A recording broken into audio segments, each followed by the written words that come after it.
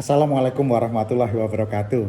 Sahabat-sahabat, ada yang kelupaan tadi pagi. Saya menjelaskan mengenai prostat. Meskipun saya bukan dokter, saya bukan bekerja di kesehatan, tapi saya dulu pernah bekerja di pabrik obat.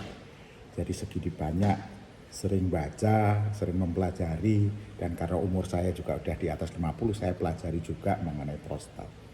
Saya ingin menjelaskan kepada saudara-saudaraku tercinta mengenai prostat. Nah, gangguan prostat ini merupakan salah satu penyakit yang cukup umum dan kerap dialami oleh pria. Wanita nggak ada prostat, hanya pria yang kena prostat. Ingat, hanya pria yang kena prostat. Dan utamanya, sahabat-sahabat, pria-pria yang umurnya 50 tahun ke atas yang kena. 50 tahun ke bawah belum. Yang 50 tahun ke atas yang kena. Meskipun penyakit ini cukup umum, namun apabila tidak ditangani dengan benar, akan menimbulkan masalah kesehatan. Makanya kalau nanti saya akan cerita mengenai gejala-gejalanya sehingga sahabat-sahabat bisa menanganinya dengan baik. Nah, prostat ini merupakan kelenjar pada sistem reproduksi. Ingat, sistem reproduksi pria yang membungkus saluran kemih atau uretra. Nah, fungsinya untuk apa prostat ini?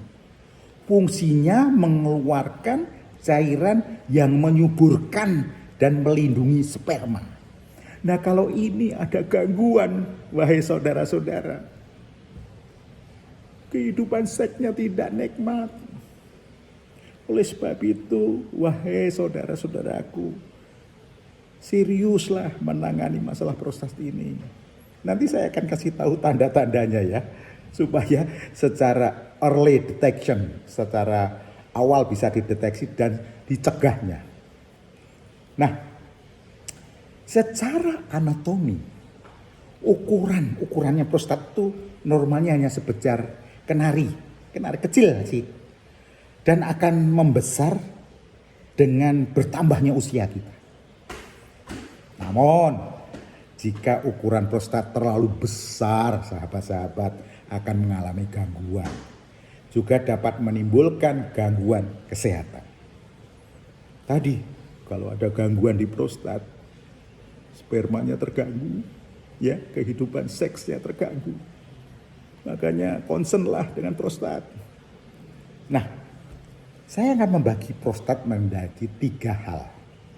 Yang pertama, prostat karena pembesaran prostat jinak atau yang dinamakan benign prostate hyperplasia (BPH). Yang kedua, peradangan atau pembekaan pada kelenjar prostat yang kedua. Yang ketiga, kanker prostat. Oleh sebab itu yang banyak itu yang 1-2 ini banyak. Dan ini sangat mengganggu kehidupan seksnya.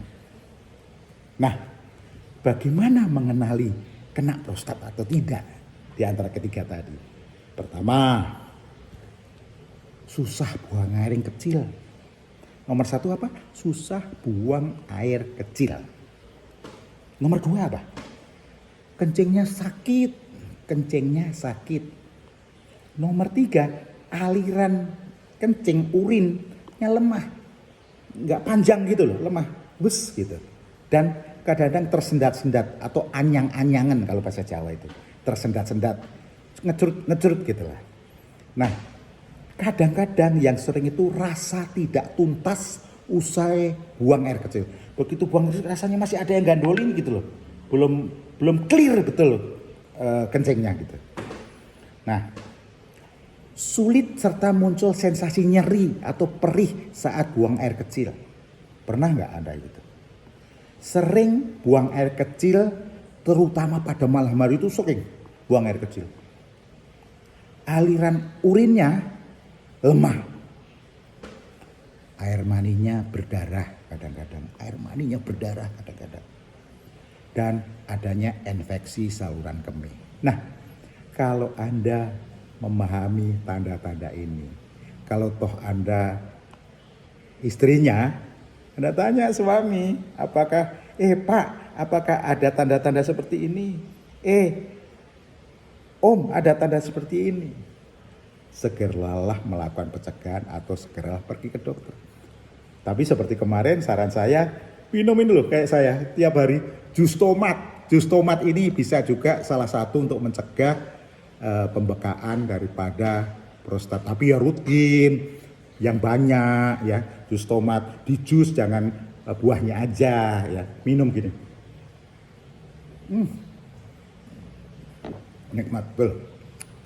Saya kira itu yang ingin saya sampaikan. Besok saya akan sampaikan bagaimana kita menghindari dan mencegah prostat. Saya mohon maaf, saya bukan dokter, nggak sempurna. Saya cuma membaca. Saya hanya menjajah, mempelajari, dan saya coba tularkan kepada saudara-saudara supaya paham, supaya bisa mencegahnya.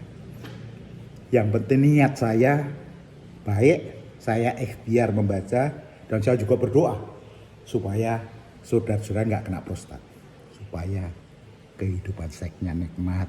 Assalamualaikum warahmatullahi wabarakatuh.